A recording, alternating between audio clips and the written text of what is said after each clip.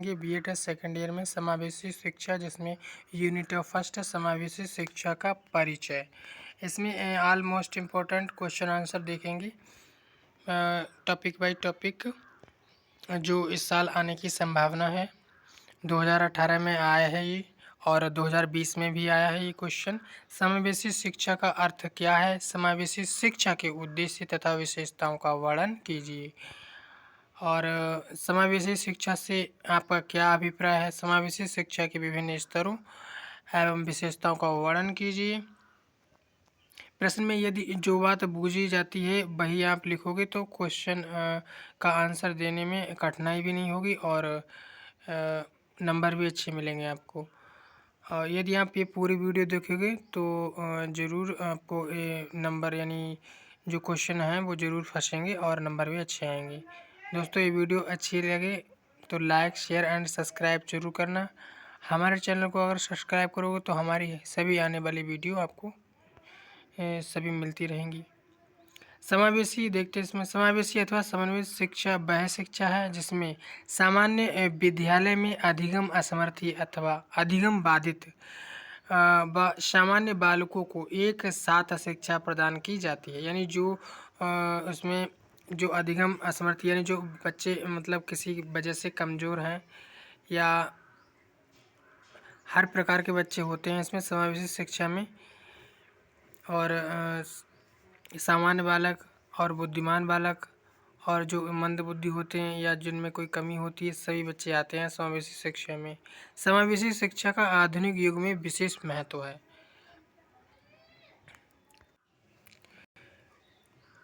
समावेशी शिक्षा की अवधारणा। समावेशी अथवा समन्वित शिक्षा का अर्थ। समावेशी शिक्षा का आंदोलन सभी नागरिकों की समानता के अधिकार को पहचानने और सभी बालकों को विशिष्ट आवश्यकताओं के साथ साथ शिक्षा के समान अवसर के रूप में कहलाता है। मोस्ट इम्पोर्टेंट है, आप इसे ज़रूर परीक्षा में देख के जाना। जो जितने भी हम क्वेश्चन आंसर करा रहे हैं ये ज़रूर देख के जाना आप। समावेशन, समावेशी शिक्षा की प्रकृति, समावेशी शिक्षा के उद्देश्य, बालकों में आत्मनिर्भरता की भावना को विकसित करना है समावेशी शिक्षा का उद्देश्य। समावेशी शिक्षा के विभिन्न स्तर आप स्क्रीनशॉट लेकर इसे पढ़ सकते हो। और समावेशी शिक्षा की विशेषताएं। समावेशी शिक्षा ऐसी शिक्षा है जिसके अंतर्गत शारीरिक रूप से बाधित बालक तथा सामान्य बालक साथ साथ साथ साथ सामान्य कक्षा में शिक्षा ग्रहण करते हैं। और इसमें हम अगला प्रश्न देखेंगे। अगला प्रश्न है मोस्ट इम्पोर्टेंट, ये भी है। यदि आप पूरी वीडियो देखोगे तो मोस्ट इम्पोर्टेंट क्वेश्चन आंसर आपको सभी मिलेंगे जो इस साल आने की संभावना है। और आधुनिक युग में आधुनिक समय में समावेशी शिक्षा की भूमिका का वर्णन कीजिए, जो कि 2020-2021 में आया है। मोस्ट इम्पोर्टेंट है समावेशी शिक्षा का अर्थ। और इसमें हेडिंग्स है समावेशी शिक्षा अथवा समन्वित शिक्षा की आवश्यकता, आधुनिक समय में समावेशी शिक्षा की भूमिका। कुछ शिक्षाविद विशिष्ट शिक्षा के पक्षधर नहीं है, उनके अनुसार शिक्षा के अवसरों के समान अवसर नहीं है और तथा बालकों के विचारों में भिन्नता पैदा होती है। सामान्य मानसिक विकास संभव सामाजिक एकीकरण को सुनिश्चित करती है समावेशी शिक्षा। समावेशी शिक्षा कम खर्चीली होती। समन्वित शिक्षा के माध्यम से एकीकरण संभव है, शैक्षिक एकीकरण संभव है, समानता के सिद्धांत का अनुपालन करना। समावेशी शिक्षा का महत्व। पहले ऐसे माना जाता था कि असमर्थ बालकों को अलग से विशिष्ट शिक्षा प्रदान करनी चाहिए क्योंकि उनकी आवश्यकताएं समान बालकों से अलग होती हैं, यानी पहले ऐसा माना जाता था। और शैक्षिक वातावरण, यानी असमर्थ बालकों को सामान्य विद्यालय में शिक्षा दी जाती है तो वह शैक्षिक तौर पर अपने आप को विद्यालय में समायोजित कर लेता है। मानसिक विकास, कम खर्चीली, समानता का विकास, सामाजिक मूल्यों का विकास, प्राकृतिक वातावरण, प्राकृतिक वातावरण। अगला प्रश्न हम देखते हैं, मोस्ट इम्पोर्टेंट ये भी प्रश्न है। समावेशी शिक्षा की ऐतिहासिक पृष्ठभूमि पर प्रकाश डालिए और भारत में समावेशी शिक्षा के विकास का वर्णन कीजिए। इन प्रश्नों को आप जरूर देख के जाना परीक्षा में। समावेशी शिक्षा की ऐतिहासिक पृष्ठभूमि अथवा समावेशी शिक्षा का विकास। प्रारंभ में बाधित बालकों की शिक्षा के प्रति सरकारी तथा गैर सरकारी संस्थाओं का समावेशी शिक्षा के प्रति प्रयासों का अभाव रहा तथा इस ओर ध्यान कभी भी नहीं दिया गया।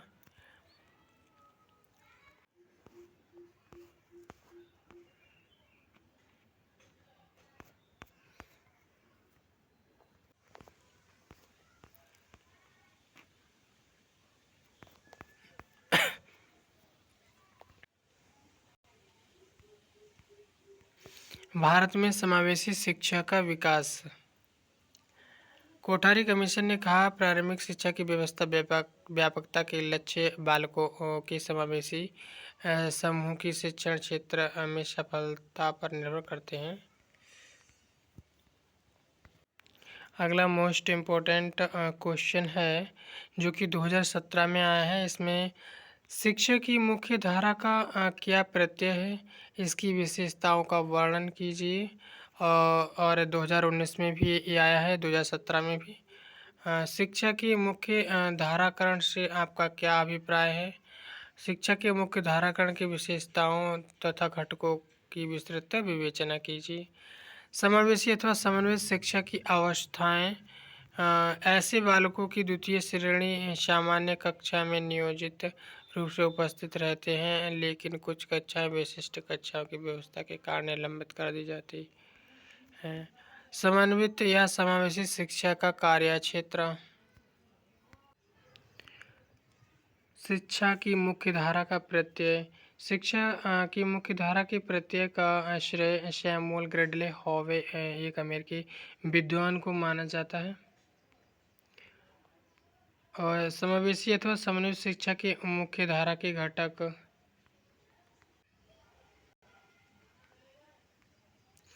शैक्षिक नियोजन तथा कार्यक्रम, उत्तरदायित्व का स्पष्टीकरण, शिक्षा की मुख्य धारा की विशेषताएं।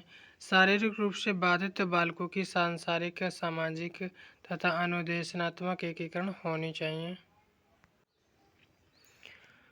सामाजिक न्याय एवं सशक्तिकरण मंत्रालय, भारत की पुनर्वास परिषद, जिला पुनर्वास केंद्र, क्षेत्रीय पुनर्वास प्रशिक्षण केंद्र, समेकित विद्यालय। विशेष शिक्षा, एकीकृत शिक्षा एवं समावेशी शिक्षा में अंतर स्पष्ट कीजिए।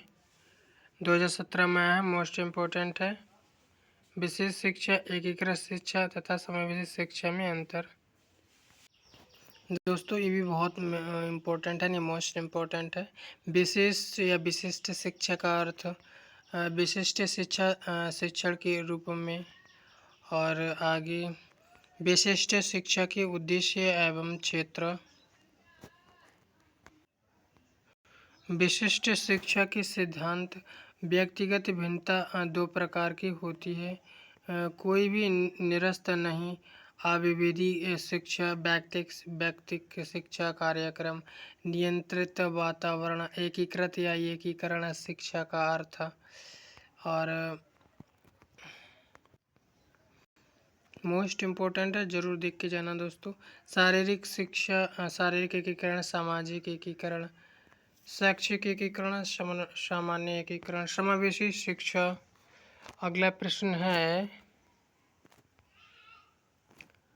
विशिष्ट आवश्यकता वाले विकलांग बालकों या विकलांग बालकों के लिए कार्य योजना या नीतियाँ। 2020 में आया ही प्रश्न, 2020 में।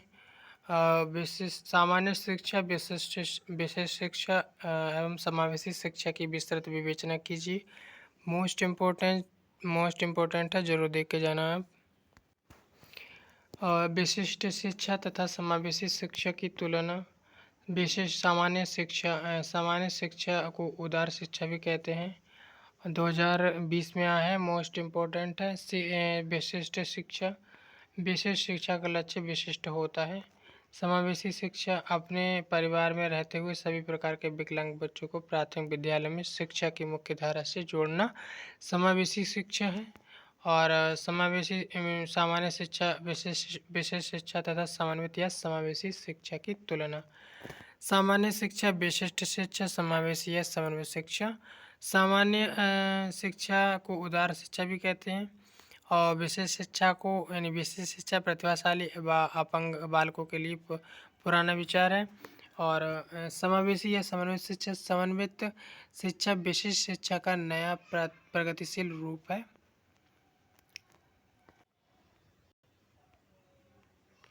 समावेशी शिक्षा का वातावरण।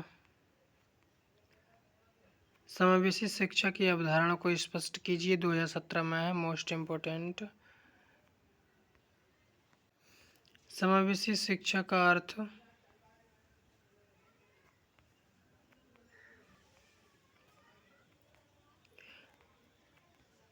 अगला प्रश्न है, शिक्षा में मुख्य धारा को स्पष्ट कीजिए।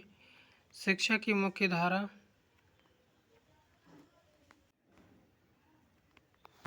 अगला प्रश्न है, एकीकरण की शिक्षा का अर्थ। एकीकरण का प्रत्यय 2020 में आया है, मोस्ट इम्पोर्टेंट है ये।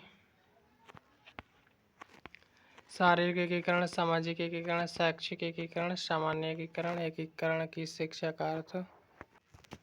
राष्ट्रीय शिक्षा नीति एवं समावेशी शिक्षा को स्पष्ट कीजिए, 2017 में है मोस्ट इम्पोर्टेंट, इसे देख के जाना है। राष्ट्रीय शिक्षा नीति एवं समावेशी शिक्षा लघु उत्तरीय प्रश्न है। समावेशी या समन्वय शिक्षा की विशेषताएं।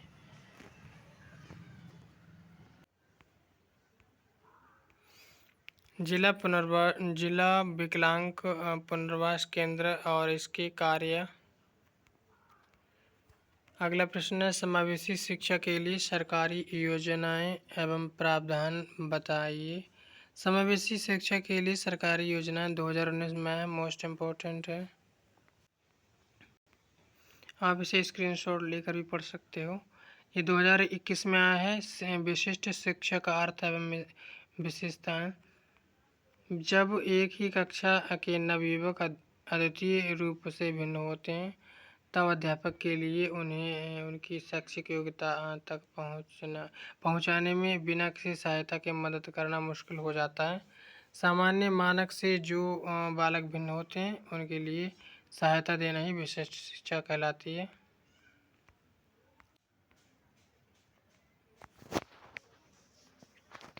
समावेशी शिक्षा का अर्थ यानी समावेशी अथवा समन्वित शिक्षा वह शिक्षा जिसमें सामान्य विद्यालय में अधिगम असमर्थी अथवा अधिगम बाधित व सामान्य बालकों को एक साथ शिक्षा प्रदान की जाती है।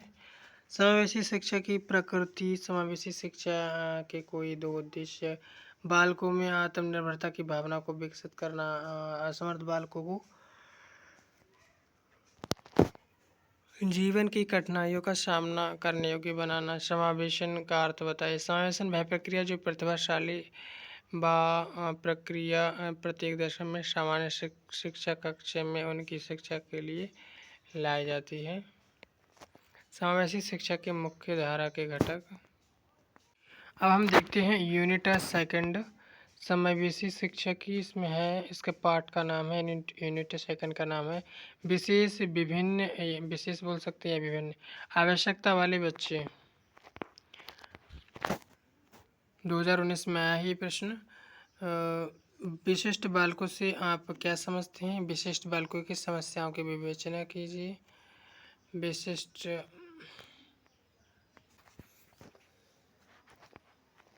दृष्टिबाधी बालक, मानसिक मंदित बालक, अधिगम असमर्थी बालक, बाड़ी बाधित बालक, बालक की विशिष्ट स्वास्थ्य संबंधी समस्या, बहुबाधी बालक यानी बहुबाधित बालक, अस्थि बाधित बालक। अन्य विशेषताएं, सामाजिक रूप से बाधित, व्यक्तिगत तथा सामाजिक विशेष विकास की समस्याएं, व्यक्तित्व की समस्याएं, मनोवैज्ञानिक विशेषताएं, भाषा की कठिनाइयाँ और अन्य भावात्मक व्यवहार। अगला प्रश्न है मोस्ट इम्पोर्टेंट, जो कि 2018 में आया है। श्रवण बाधित बालकों के लिए कक्षा प्रबंधन की विस्तृत रूपरेखा का वर्णन कीजिए।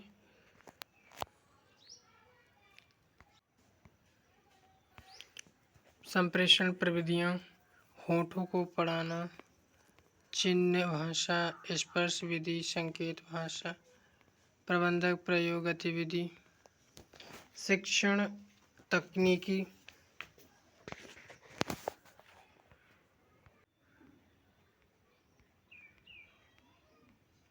श्रवण बाधित बच्चों को दी जाने वाली शैक्षिक सुविधाएं। दृश्य, विशेष रूप से पृथक विद्यालय, शिशु से संबंधित कार्यक्रम, प्रगति से संबंधित कार्यक्रम, विशेष रूप की पृथक कक्षाएं, शैक्षिक तथा व्यावसायिक निर्देशन, क्रोध तथा क्रोध के अनुसार विशेषताएं, दूसरों को मित्र बनाने की अधिक इच्छा होती है। और मंदित बालकों की पहचान, शैक्षिक लक्षण, सामाजिक लक्षण, व्यवहारिक लक्षण। प्रतिभाशाली बालकों हेतु शैक्षिक प्रावधानों की विवेचना कीजिए। 2019 और 21 में है, मोस्ट इम्पोर्टेंट है। प्रतिभाशाली बालकों के लिए शैक्षिक प्रावधानों का वर्णन कीजिए। सामाजिक आदतों को रोकना, सर्वांगीण विकास पर बल देना, पाठ्यक्रम में समृद्धि, तीव्र उन्नति नहीं, अवसरों की समानता। शिक्षा का आधार बालक का अध्ययन और विशेष प्रतिभाशाली बालक का विशेष ध्यान, अहमान्यता को रोकना, विशेष कक्षाओं की व्यवस्था। मानसिक मंदित बालकों की शिक्षा, मानसिक मंदित बालकों के लिए शैक्षिक प्रावधान।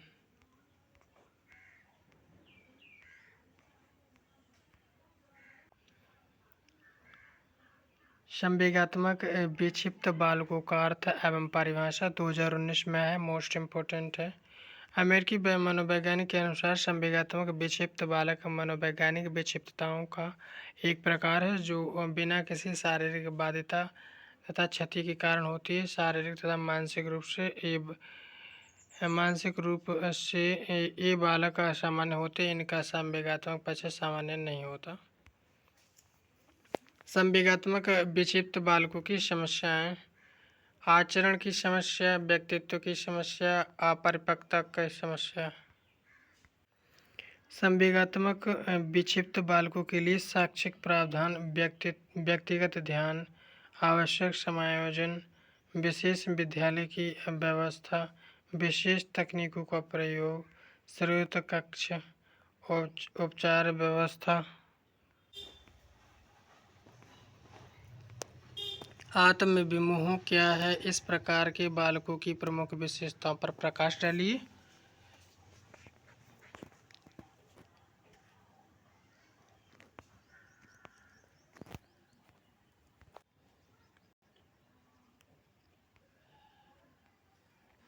स्वप्रेम, किशोर अपने ही शरीर से प्रेम करने लगता है। स्वप्रेम में स्वमैथुन या हस्तमैथुन यद्यपि एक बुराई के रूप में समझी जाती है, फिर भी किशोर को संतुष्टि प्राप्त होने के कारण वह अपनी आसानी से नहीं छोड़ पाता। समलिंगी कामुकता, यही वह अवस्था है जबकि समान लिंग के व्यक्तियों के परस्पर प्रेम उत्पन्न हो जाता है। मंद अधिगामी बालकों से आप क्या समझते हैं? 2019 में मोस्ट इम्पोर्टेंट है लघु उत्तरीय प्रश्न में। और मानसिक मंदित बालकों से आप क्या अभिप्राय है? मानसिक रूप से पिछड़े बालक 2020-2021 में है, मोस्ट इम्पोर्टेंट है।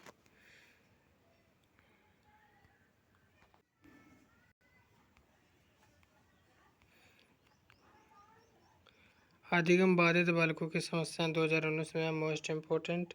अपराधी बालकों हेतु शैक्षिक प्रावधान बताइए। मनोवैज्ञानिक विधियां, मानसिक चिकित्सा, विशेष बाल न्यायालय।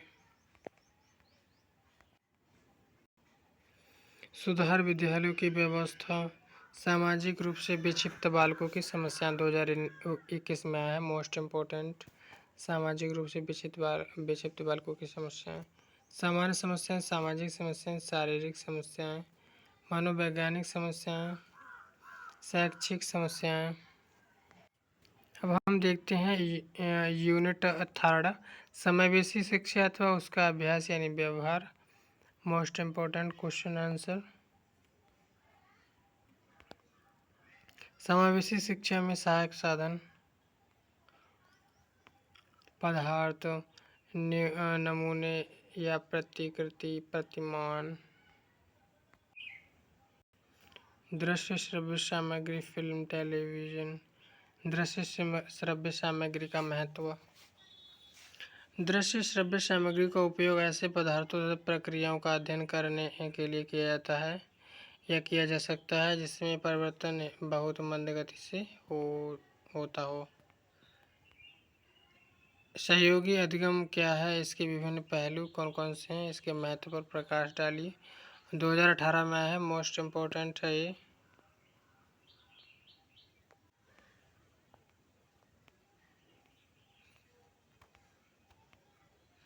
प्रत्यक्ष सहयोग, अप्रत्यक्ष सहयोग। सहयोगी अधिगम के प्रकार हैं। सहयोगी अधिगम के विभिन्न पहलू। सहयोग, सह शिक्षण या टीम शिक्षण, शिक्षक सहायता टीम, सहयोगी परामर्श। सम स्तर सहयोग, सहयोगी मनोदशा है, यह प्रतिभागियों में समानता चाहता है। सहयोगी अधिगम का महत्व, यह समस्तर सहयोग द्वारा शिक्षकों और विद्यार्थियों में परस्पर सहयोग व समझ में सुधार करता है। प्राथमिक समूह, प्रारंभिक खेल समूह, दल या समूह, गैंग। द्वितीय समूह। प्रश्न नंबर आगे देखते हैं। प्रश्न, सहयोगी अधिगम क्या है, इसके विभिन्न सिद्धांत कौन कौन से हैं, इसकी विशेषताओं सीमाओं पर प्रकाश डालिए।